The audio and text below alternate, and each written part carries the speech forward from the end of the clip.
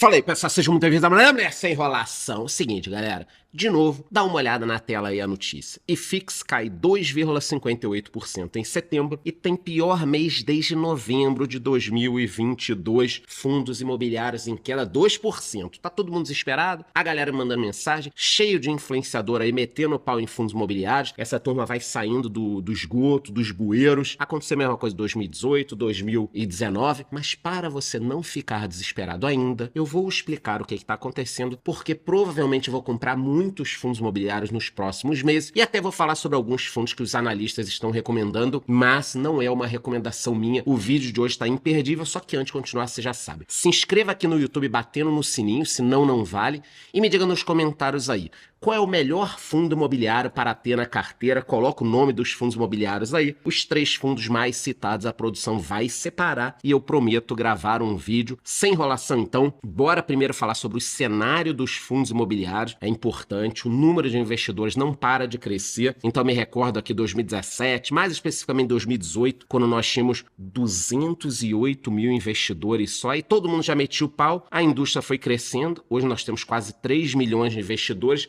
Por que eu vou repetir? Por todas as vantagens que os fundos têm. Você consegue comprar e vender com facilidade, tem liquidez, paga dividendos mensalmente se você não fizer nenhuma cagada. Então, esse não é um vídeo para vender fundos imobiliários. Eu invisto, eu ganho dinheiro, tá bom. Eu não preciso convencer ninguém a investir. Só que não faz sentido, na minha opinião, ter uma carteira de investimentos com ações, com renda fixa, ETFs, e não colocar ali uma fatia de fundos imobiliários, como se fossem os rendimentos dos seus imóveis, por exemplo. Então, eu continuo acreditando no mercado. Esses foram os FIIs mais negociados em julho de 2024, nos últimos 12 meses também. Na realidade, esses FIIs aqui acabam se repetindo como os maiores do mercado. E essa matéria aqui, na minha opinião, nem é uma matéria que estimula tanto o susto. Ela não vem de susto quando eu falo que os FIIs caíram. O pior é que você não precisa entender desse mercado. O que você precisa entender é o seguinte: sempre que a Selic estiver subindo, as cotas dos fundos vão cair. Pô, Charlão, então quando a Selic cai, as cotas sobem? Provavelmente sim. A não ser que nós tenhamos no mesmo momento alguma notícia muito negativa para os fundos imobiliários. Vou dar um exemplo aqui horrível. Bate na madeira, tomara que não aconteça. Lá na frente, 2026, 27, 28, a Selic vai cair. Normalmente os fundos deveriam subir muito. Mas se o governo taxar os dividendos nesse exato momento, pode ser que as cotas não subam. Vocês entenderam? Se não, o que a gente está enxergando agora? Como a Selic está subindo, os fundos estão caindo. Quando a Selic cair, os fundos vão subir. Então, para aqueles animais que estão falando que não vale comprar FIIs agora, é o contrário. Não é nenhuma recomendação. Nos próximos meses, as cotas vão cair e os fundos vão ficar baratos. Aí lá na frente, as cotas vão subir. Então, para mim, faz mais sentido comprar barato do que caro. Ao longo dos próximos meses eu vou falar muito, até porque a diferença do meu canal aqui é que não é papinho, não é garganta.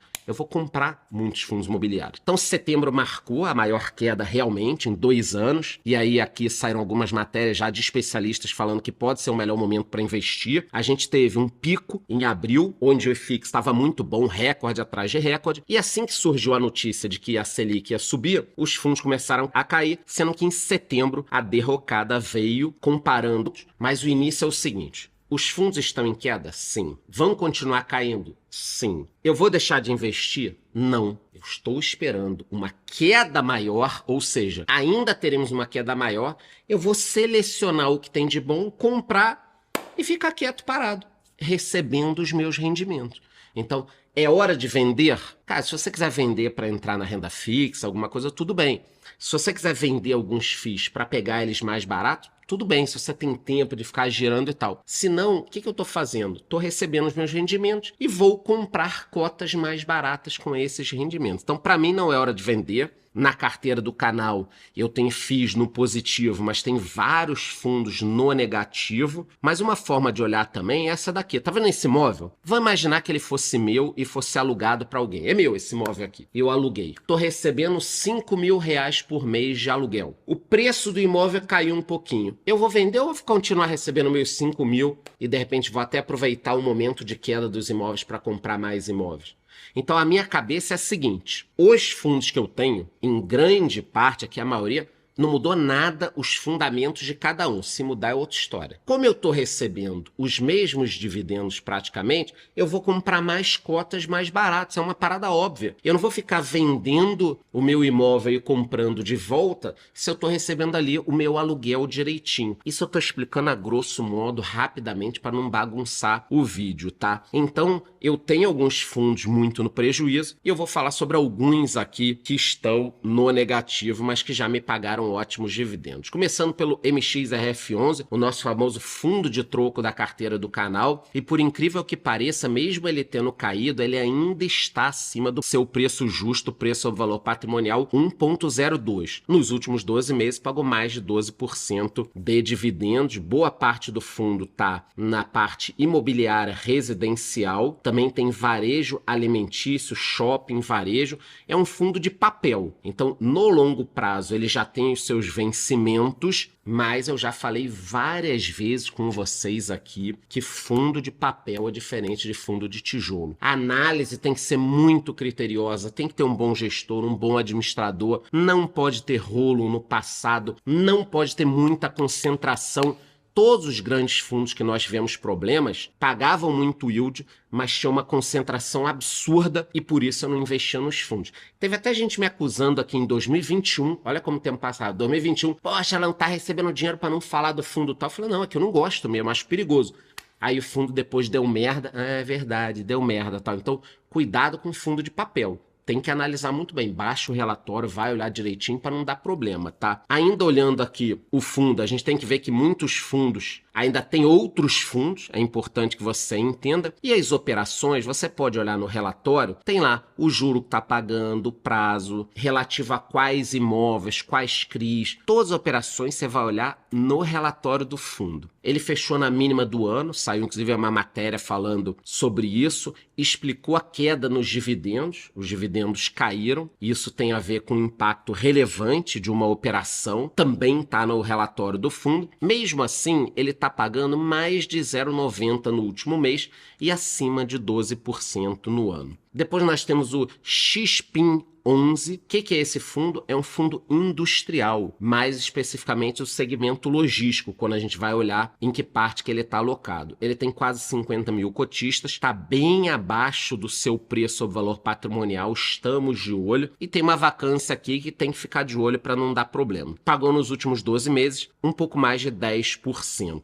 Os contratos são em sua maioria típicos, eu prefiro atípicos para esse tipo de fundo. 98% do investimento está em imóveis, depois nós temos 0,8% de cotas de outros FIIs. Os segmentos são automotivo, comércio varejista, alimentos. Você pode até olhar os locatários, ó. Centauro, Natural One, são os mais conhecidos aqui, Polishop também, mas está com problema, e é corrigido pela inflação. Ao longo do tempo você vai ter a reposição da inflação. 91% dos contratos vencem depois de 2026, tem uma certa tranquilidade.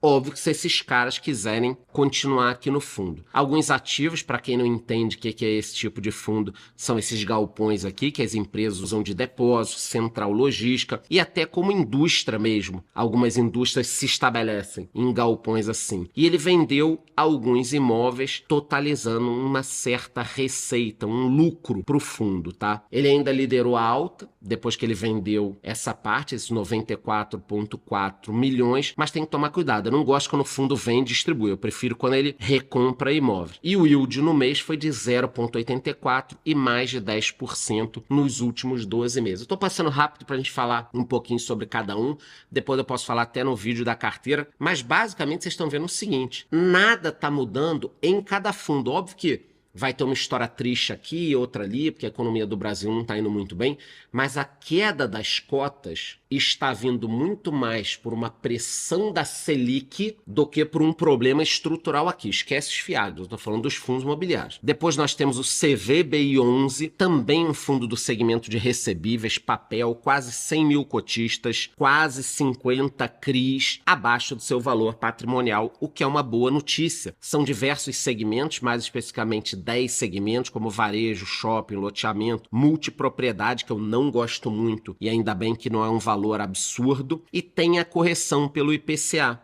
É importante que a gente tenha essa correção pelo IPCA para ter uma reposição da inflação. Ah, mas os fundos imobiliários não têm uma reposição da inflação. Quais fundos? Eu não estou aqui investindo no IFIX, eu estou investindo em fundos específicos. A minha carteira não tem nada a ver com a do IFIX, nem a sua deveria ter. Cada pessoa tem que ter a própria carteira. Lá no relatório você pode ver cada CRI, o vencimento, se está sendo pago, se não está sendo. Por isso que eu digo que em relação a fundos de papel você tem que dar uma olhadinha no relatório. E pagou quase 1% no último mês. Quem tem provavelmente não está reclamando. Depois nós temos o HGBS11, diferente dos últimos fundos que a gente falou, porque é do segmento de shopping, quase 20 shoppings distribuídos em 6 estados, uma vacância pequena, o que é normal nesse segmento, e também está abaixo do seu preço justo, preço ao valor patrimonial 0,89. As vendas não estão ruins esse ano, então de novo, por que os fundos de shopping estão caindo se as vendas não estão assim, um negócio péssimo, horrível, caindo pra cacete? Porque as cotas estão caindo não pelas vendas, não por cada segmento. As cotas estão caindo porque a Selic está subindo e a previsão é de que ela suba mais ainda.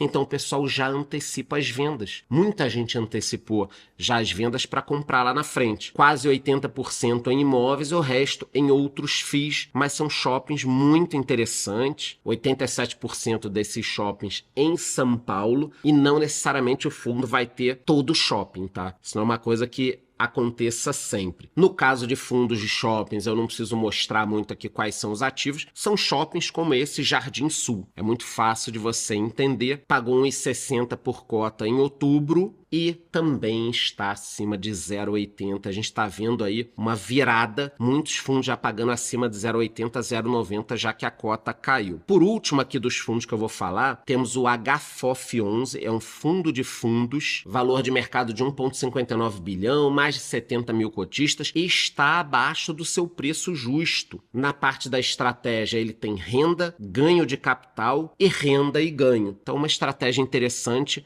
ele vai comprar fundos, vender com lucro e também ganhar parte da renda. Se você quiser dar uma olhada na participação dos FIIs, nós temos no máximo 12,6 em um único FII. Depois está bem diversificado, ó. Isso é importante para não ter nenhuma pancada muito grande. Não adianta nada eu investir num fundo de fundos e aí, de repente, esse fundo tem 40% em um fundo. Porra, eu comprei para diversificar e o cara tá concentrado? Seria um negócio muito ruim. Então, sempre olho isso. No último mês, pagou 0,93 e quase 12% nos últimos 12 meses. A gente está reparando aqui, não sei se vocês repararam, mas eu reparei, que muitos fundos já estão pagando 0,80, 0,90, conforme eu disse. E com mais uma ou duas altas da Selic, nós voltaremos ao 1% ao mês. Vários fundos pagando. Cara, olha, eu vou chutar o balde e fazer compras absurdas assim que a gente souber até onde vai a alta da Selic. Ainda não vou comprar. Talvez um ou outro, se baixar demais.